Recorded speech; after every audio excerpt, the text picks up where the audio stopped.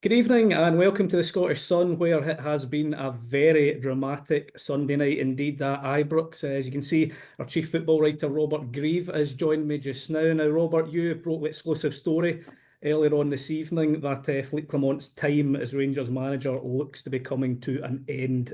What can you tell us? Bring us up to speed. Yeah, I think, as you said, they brought the news earlier on this evening. Post-match after the game yesterday, Jonathon, there was hearing a lot of noises that the time, Philippe Clement's time as manager was up.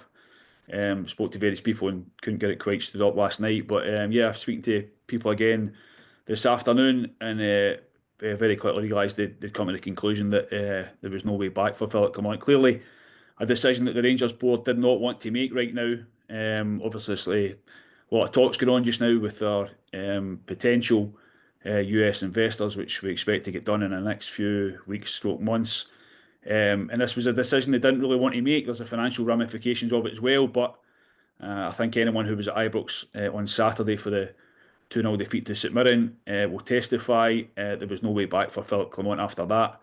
And as I say, reluctantly, I think the Rangers board have decided this morning that there had to be a parting of ways, unfortunately. Obviously, there was the Queen's Park result a couple of weeks ago, which certainly in many supporters' eyes, that was it for them. That was their end game. You mentioned the board have been reluctant. Even just last week, Patrick Stewart was sort of giving reasons as to why it wasn't the time to sack Philippe Clement. So, what has changed in these last few days?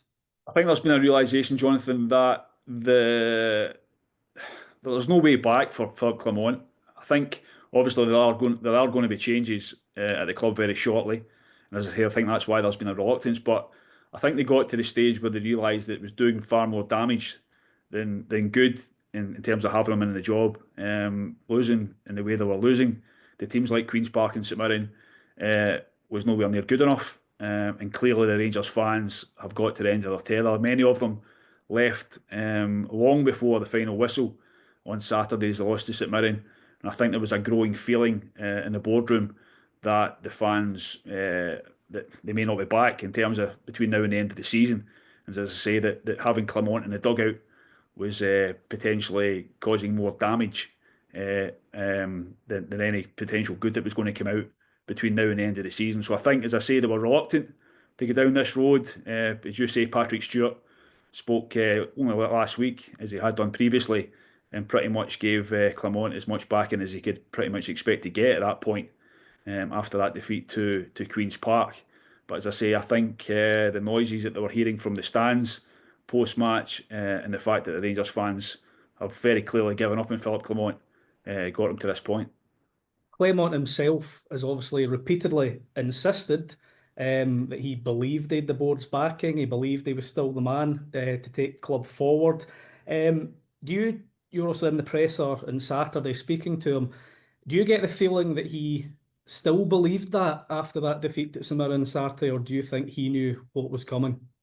I think Clement, I think we've seen a change in him probably at the weekend there. I think it was quite noticeable when he came in and he spoke about the game. He wasn't quite as bullish as he had been previously. Listen, he got himself into a position as Rangers manager where he got a contract extension. The board and the club decided to give him a new improved deal last August, I believe it was. So Philippe Clement was in a fairly solid position in terms of being a manager of the Rangers and the severance package that would have to be paid to him, him and his staff. So I think he was well aware of the situation there, and maybe that's why he was quite confident and quite bullish, as I say, in previous press conferences. As you say, Patrick Stewart has given him a serious amount of backing since he's come into the club. But yeah, he's things have changed. There was a noticeable change in his tone yesterday, I believe, as well. The way he spoke to the players post match in the dressing room had maybe shifted also. And as I say, I think I certainly got the impression when a manager, and I wrote about this in my match report, when a manager gets to the stage where he's talking about how it's over to the board and how it's up to them to make a decision, for me, the game's up. There's no way back. That was an acceptance on his part that his time was over. As I say, I don't know if he had been given any clear indications from anyone individually at the club before stepping into that press conference, but I certainly got the impression And I think most of the journalists in the room post-match last night or yesterday got the impression that it may be the last time we see Philippe Clement in a press conference. And unfortunately for him, it looks as though that's the way it's going to be. It does indeed, and obviously Rangers next in action Wednesday, so a very quick turnaround in what's obviously a very turbulent period as well.